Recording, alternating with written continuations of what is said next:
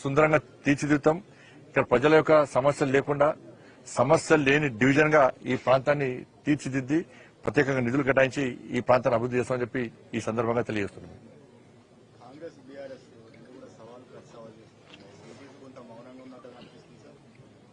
మా మౌనమైందో ప్రజలకు తెలుసు. ఇలా కాంగ్రెస్ బీఆర్ఎస్ నేను నిన్న మాట్లాడిన ఇద్దరు ఆడిన డ్రామా చూసి ప్రజలు నవ్వుకుంటున్నారు. బిగ్ బాస్ షోను మైమర్పించే విధంగా వాళ్ళిద్దరు షోలు ఉన్నాయి. వీళ్ళు అవినీతి పనులను వాళ్ళు అంటున్నారు, వాళ్ళ అవినీతి పనులు వీళ్ళు అంటున్నారు.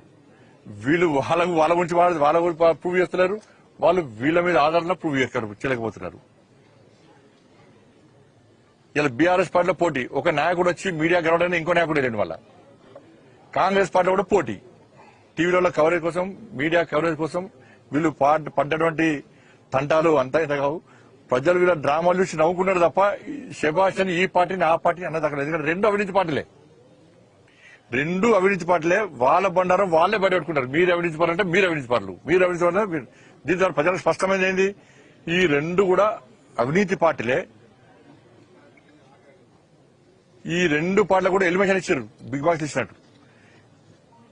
ఇవాళ డబుల్ ఇంజన్ సర్కార్ రావాలి. తెలంగాణ రాష్ట్రంలో నీతి నిజాయితీవంతమైన పాలన సాగాలంటే, నిధులు రావాలంటే, అభివృద్ధి చెందాలంటే ఈసారి బీజేపీకి అవకాశం ఇద్దాం, డబుల్ ఇంజన్ సర్కార్ రావాలని చెప్పి ప్రజలందరూ మా వైపు ఉన్నారు. కాబట్టి ప్రజలు ఆ షోను చూసి ఎంజాయ్ చేస్తున్నారు. కాబట్టి మేము కూడా దాన్ని డిస్టర్బ్ చేద్దానికి మేము కూడా చూస్తూ ఎంజాయ్ చేసినాం. మేము కూడా ఆ షో చూసి, బిగ్ బాస్ షో చూసి.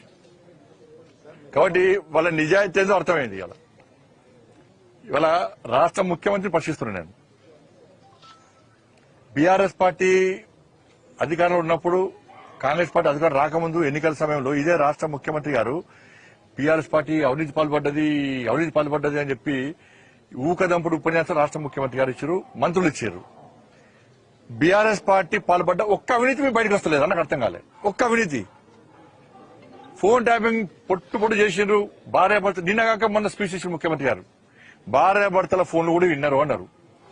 ఇవాళ ఆ సిట్టు విచారణ, ఫోన్ ట్యాపింగ్ సంబంధించి సిట్టు విచారణ ఏ విధంగా ఉందంటే టీవీ సీరియల్లకే సాగుతూనే ఉన్నది. వందల మందిని, వేల మందిని పిలుస్తున్నారు, విచారణ అంటున్నారు, టీవీలలో వస్తున్నది. మీరు గిన్ని రోజుల నుంచి విచారణ చేసి గిన్ని వందల మందిని పిలిచి మీరు సాధించింది ఏంది? ఇంకెన్ని రోజులు విచారణ సాగిస్తారు? ఇది ఎన్ని రోజులు విచారణ సాగిస్తారు? ఇంత జరిగిన విచారణలో ఏం బయటపడ్డది? అప్పుడున్నటువంటి కాంగ్రెస్ పార్టీ, బీఆర్ఎస్ పార్టీ ఎమ్మెల్యేలు, అప్పుడున్న బీఆర్ఎస్ పార్టీ ఎమ్మెల్యేలు కూడా కేసీఆర్ కలిసి ఒప్పించి, సార్ నా ఏరియాలో ఫలానా నాయకుడు నన్ను ఇబ్బంది పెడుతున్నాడు, ఆయన కూడా ఫోన్ మనం వినాలని చెప్తే ఆ వ్యక్తులు ఫోన్ ట్యాపింగ్ జరిగింది. ఎమ్మెల్యేలు కూడా ఫోన్ ట్యాపింగ్ పాల్పడ్డారు, బీఆర్ఎస్ పార్టీ ఎమ్మెల్యేలు. ఇంత తతంగం జరిగింది. ముఖ్యమంత్రి గారే ఫోన్ ట్యాపింగ్ జరిగింది అంటున్నారు, ఆయన ఫోనే విన్నారంటున్నారు. మరి అటువంటి ముఖ్యమంత్రి గారు ఈ ఫోన్ ట్యాపింగ్ విషయంలో ఎందుకు శ్రద్ధ వహిస్తలేరు? ఇంకా ఎన్ని వేల మందిని పిలుస్తారు?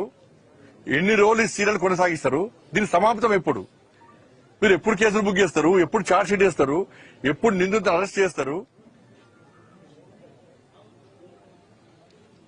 ఛార్జ్ షీట్ వేస్తారా?